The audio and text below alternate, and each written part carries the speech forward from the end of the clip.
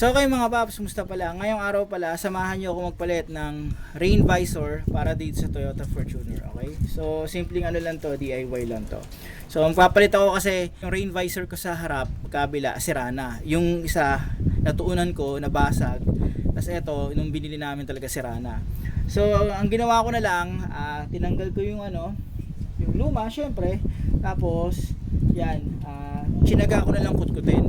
Medyo hindi pulido yung pagkakagawa ko. Okay lang kasi hindi naman ako maselan eh. Gusto ko lang makakabit to. Yan, yung rain visor. So sa harap lang yung pinaltan ko. Yung likod, susunod na lang. So una yung gawin, siguraduhin yung malinis yan. Yan. So ang gagawin ko dyan, hindi ko muna tatanggalin ng buo yung double sided tape. Konti muna tatanggalin. Yan, ganito ginagawa kong diskarte. So ayan, niluwa ko muna yung isa, nilabas ko. Tapos dito maglalabas din ako, ayan dito sa kabila. So ayan, naglabas na rin ako dito, dito naglabas ako, ayan. Puro konti lang ilalabas ko, ayan. Dagdagan natin. Okay, tapos dito sa kabila maglalabas din ako. So ayan, nakita nyo, may nakalabas ako dito, konti lang yan. Dito meron ding nakalabas yan, tas yan para hihilahin ko mamaya. So ang gagawin ko, ipipit ko muna to sa may hihilahin ko. Okay, so kabit ko na to.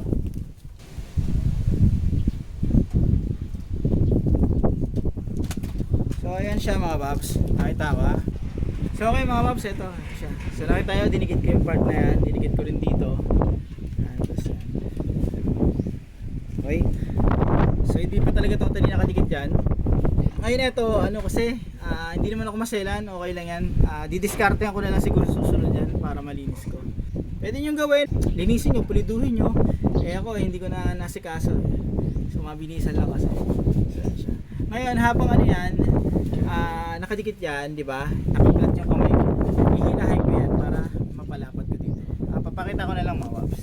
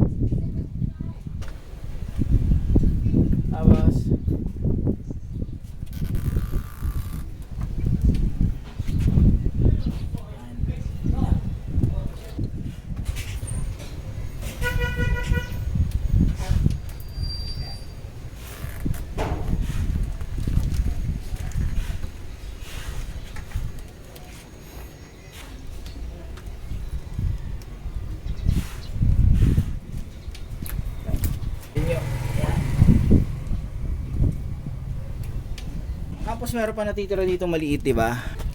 Tanggalin ko. So ayan.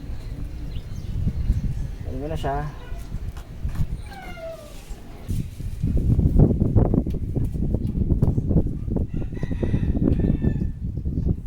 So ayan siya mga paps, ayan yung setup ko. Ngayon, kung gusto niyo makasiguradong dikit talaga yan at lapat yan, masisilip niyan dito mga paps. Yan. Sisilipin nyo, makikita nyo may siwang na liwanag pag hindi masyadong dikit. So i-ganon nyo na lang. So gano'n lang yan.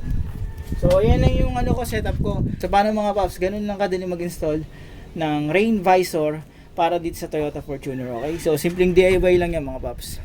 Ano mga paps, maraming salamat sa inyo.